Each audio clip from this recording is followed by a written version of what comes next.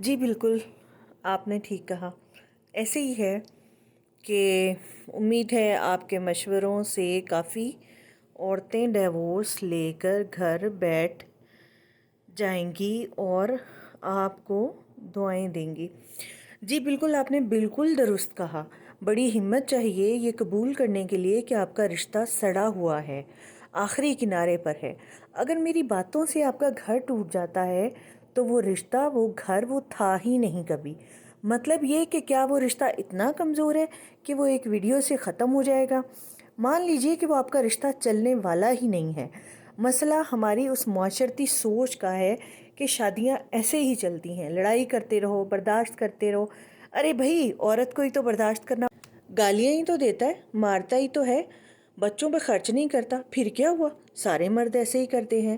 ارے بھائی، بیٹی پہ ہاتھ ہی ڈالا ہے، کوئی بات نہیں، مرد تو ایسے کرتے ہی ہیں۔ اسی میں رہو، ایسے ہی رہو، رشتہ ٹوٹنا نہیں چاہیے۔ ہر عورت جو خود روز یہ برداشت کرتی ہے، وہ دوسروں کو بھی یہی مشورہ دے رہی ہوتی ہے۔ ہر وہ مرد جو روز ذلیل کرتا ہے اپنی بیوی کو، بچوں کو، وہ یہی مشورے دوسروں کو دے رہا ہوتا ہے فخر سے، اپنی مثالوں کے ساتھ۔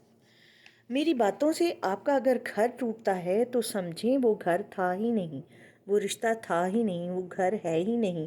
کوئی بھی ایسا رشتہ جو ویڈیو دیکھنے سے، ریل دیکھنے سے، سوشل میڈیا کا کانٹینٹ یوز کرنے سے ٹوٹ رہا ہے تو وہ ہمیں معاشرتی طور پہ سکھایا ہی یہی گیا ہے کہ چاہے آپ کی جان چلی جائے، گل سڑ جاؤ، پاگل خانے چلے جاؤ، بچے ذہنی مریض بن جائیں، رشتہ نہیں ٹوٹنا چاہیے۔